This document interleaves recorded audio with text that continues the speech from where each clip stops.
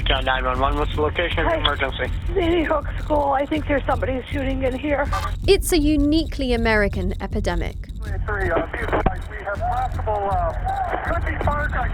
Mass shootings have nearly tripled in the last decade.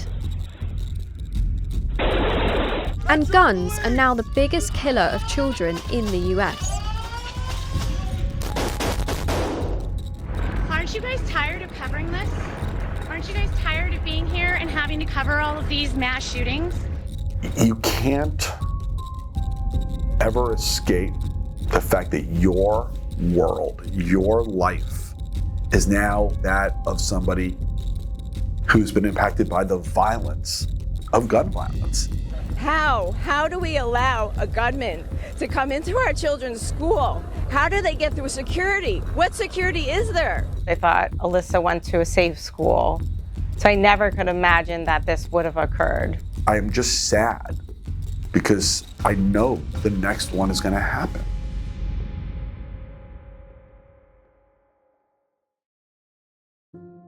It's the news headline that no one ever wants to read. Another school shooting. But sadly, these horrific events continue to happen across America. The response is often thoughts, prayers, and calls for tighter gun control laws. Solutions do exist. It just requires elected leaders in the United States Congress and in state legislatures to pass common sense reforms. But the actions of lawmakers tend to go in the other direction. And what we have seen is a steady expansion of access to guns. The existence of evil in our world is not a reason to disarm law-abiding citizens who know how to use their weapon and can protect a lot of people. The existence of evil is one of the very best reasons to arm law-abiding citizens. In Tennessee, where 6 staff and students were killed at a private Christian primary school in Nashville earlier this year, lawmakers moved to make guns even more accessible. And in Florida, Republican Governor Ron DeSantis has signed a bill allowing the carrying of concealed weapons in most places without a permit. The move, which was condemned as shameful by the White House, comes 5 years after one of the worst school shootings in US history, right here in Parkland, Florida. 17 people were killed and 17 others injured when a former expelled student opened fire at Marjorie Stoneman Douglas High School. What I remember about that morning is, A, my children were running late, so I was rushing them out the door. And my last words were, you gotta go, you're gonna be late. It wasn't, I love you. I struggle with that every day. Among the victims was 14-year-old Jamie Guttenberg. Just after 2 p.m., my son called me and said, Dad. And I'm like, what? He goes, there's a shooter at my school. I said, well, where are you? He said, we're on the campus. They're telling us to just run, to get off the grounds, just to run. He's like, but I can't find Jamie. And he's starting to cry. And as he's on the phone with me telling me he can't find Jamie, I hear faintly through the phone, unfortunately he heard it loudly, boom, boom, boom. It was the shots on the 3rd floor that were killing his sister. My daughter was the second to last to be shot. Following Jamie's death, Fred Guttenberg quit his job and dedicated his life to fighting for gun safety in America. Jamie would be 20 in July. So I'll give you a 20-year viewpoint of America. And the only 2 things that really matter to understand gun violence. When she was born in 2003, there were about 200 million weapons in America. We now have over 400 million plus ghost guns. In 20 years, we've doubled. In 2003, AR-15s were under 2% of all weapons sold. They're now 25%. That's all you need to know to understand why we have a problem in America. Forget all the things that the other side says, that mental health. You know what? Every country has a mental health issue. America is more violent. Actually, no, it's not. Every country has violence. It didn't completely even register for me that my daughter was killed in a shooting until I went to the vigil on the 15th. and looked out at this crowd of people crying and holding candles. And it was in that moment that it's like it really, really registered with me. And I remember going home and walking through my door and saying to my family that night, I'm gonna break that effing gun lobby. More than 4 years after the tragedy, Nicholas Cruz was sentenced to life in prison. Last week, I sat with you, Attorney Sachs, in his office. Watched the video of you. I'm glad I get to see your face right now. Of you killing my daughter for the very first time. I look at you sitting there right now, looking the way you should have looked through the entire trial, like a convicted murderer. In your prison outfit, shackled. It was very difficult sitting there, sort of just in agony, waiting to hear the verdict. It was difficult being in the same room as the shooter. I don't believe the word grief adequately describes what I have felt since Alyssa was shot and killed almost 4 years ago. Since losing her daughter Alyssa, who was 14 at the time, Lori Alhadeff set out to change safety in schools. Soon after the tragedy, my husband and I, we just wanted to turn our pain and grief into action, starting the nonprofit organization, Make Our Schools Safe, and focusing on things that we could accomplish and get done. Alyssa's law is mass notification in a life-threatening emergency situation, so that in our schools, if we have a medical emergency, a fire, or an active shooter situation, that we want to empower our teachers to push a button that's directly linked to law enforcement so they can get on the scene as quickly as possible to take down the threat. On February 14th, I texted my daughter Alyssa. I told her to run and hide, that help was on the way. And unfortunately, that help didn't get there fast enough. So we know in these life-threatening emergency situations that time is of the essence. Our goal is to see Alyssa's law as a standard level of school safety protection in every school across this country. Get out! He's got a gun! Mass shootings have changed the overall environment of schools, with most now requiring active shooter drills, where students and teachers barricade doors and hide under desks. But despite billions being spent on security and training, there is little evidence that it actually works. We all want our kids to have the freedom to learn, to read and to write, instead of learning how to duck and cover in a classroom.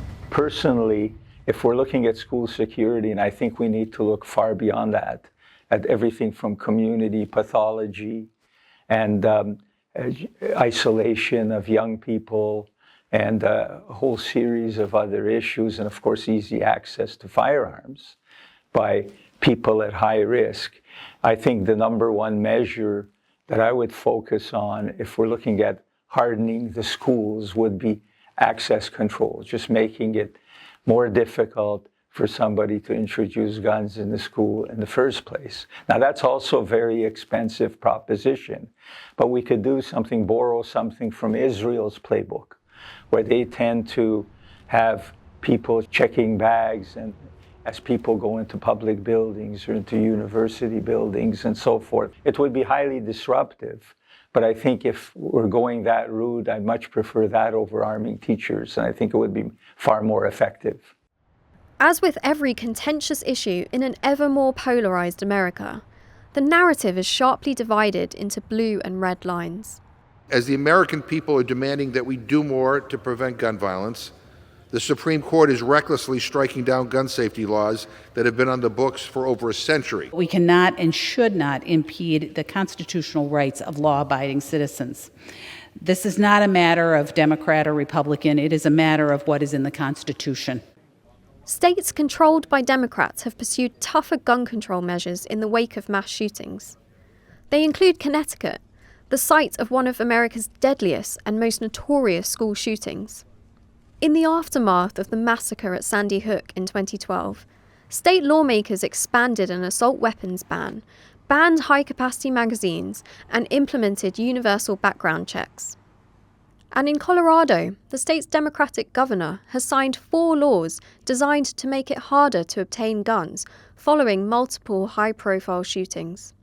Yet, at the same time, we have seen an expanding national trend of Republican states allowing residents to carry concealed, loaded guns without permits. They're pandering to a base, and they're all competing for the nomination of the Republican Party.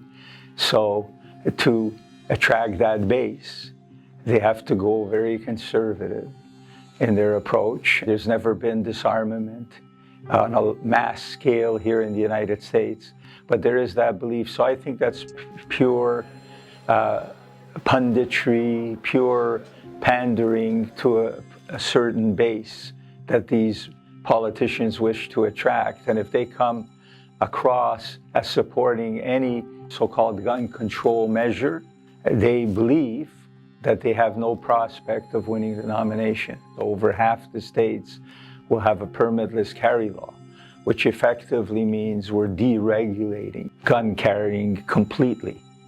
Now, I should note that in most states, gun carry legislation has been pretty slack, and what we call training has been a farce. But what this does is legitimize the notion that you don't need any training at all. Any preparation, any understanding of the law, any understanding of how to, of marksmanship, or how to handle a firearm. You're ready to take on some attacker. And that too is complete nonsense. When I see these shootings, which the next one is predictable, we know what's going to happen, it's foreseeable, somebody's planning it right now, but it's also preventable. And when they happen, I get so distraught that we didn't prevent a preventable act. I get distraught for the new families that are going to join a club with me that they shouldn't be a part of. I get distraught by communities that are going to be forever changed, for parents who have to figure out how I'm going to bury a child. And it brings you back. You can't ever escape the fact that your world, your life, is now that of somebody who's been impacted by the violence of gun violence. That you've had to bury your 14-year-old. I am just sad because I know the next one is going to happen. Now to one of our top stories this evening, a change to a Florida gun law, which not everyone is happy about. As Florida becomes the 26th US state with a permitless concealed carry law, the building behind me still stands as a painful legacy of the Parkland massacre. But for many, the haunting memories of that day have become a catalyst for efforts to curb gun violence. The United States has a gun control epidemic. A coalition of student survivors started March for Our Lives. It's now organised hundreds of protests nationwide, which they say has led to 20 new state laws to curb gun violence. But their efforts seem void when even the president has declared himself powerless. I have gone the full extent of my executive authority to do on my own anything about guns. If Joe Biden has thrown up his hands in the face of one of the most intractable problems facing America, then who can make a change? The fact that I wasn't doing something to reduce gun violence until it was my kid is something that I have real guilt over, and it's part of why I can't stop. This country is better than this. It doesn't have to be this way. And it requires an army of people standing up, demanding change and demanding better. I plan to be a part of that. Unfortunately, I think people are becoming numb to these situations, and that is very challenging and difficult. Because like I said, we can't become numb. We have to make this a top priority and keep our focus to protect our kids in our schools. The president has called on Congress to act. So let's finish the job. Ban assault weapons, ban them again, do it now. Enough, do something. The American public wants action too. According to a Gallup poll, 63% of Americans are dissatisfied with gun laws. But Washington has remained all but deadlocked for more than a decade on major changes to federal gun laws, despite one horrifying shooting after another. What are we doing? There have been more mass shootings than days in the year. Our kids are living in fear every single time they set foot in a classroom because they think they're going to be next. 5 years on from the Parkland shooting, the number of children exposed to gun violence at school has exploded. It was 187,000 then. Now it is 338,000, according to a Washington Post analysis. While school shootings continue unabated, Democrats and Republicans appear further apart on the issue of gun control than ever. That's been highlighted by the two Republican frontrunners in the 2024 presidential race. Ron DeSantis has indicated he would support Florida going even further by allowing people to openly carry guns. Donald Trump, meanwhile, promised that his voters' guns won't be going anywhere. I promise you this, with me at 1600 Pennsylvania Avenue, no one will lay a finger on your firearms, just as took place for 4 years when I was your president. I will uphold those glorious words, shall not be infringed. You know those words? I think you know those words. You know those words? America appears almost resigned to the idea that the next mass shooting is inevitable. Has the US become immune to the pain? Unfortunately, one of the salvations here in the United States is ultimately going to be that there's been so many horrors, so many of these mass shootings, so many people personally affected by gun violence, it's now over half the country, that increasingly people are going to see what the consequence is of continuing along our current path. So I am hopeful, but maybe not in the medium term, but in the longer term. Jamie would be one of those kids leading the way. I have no doubt in my mind. And so because I believe that, I know with certainty she stands on my shoulder, pushing me forward, saying, go, Dad. I have no doubt. Keep doing it. I'm sorry.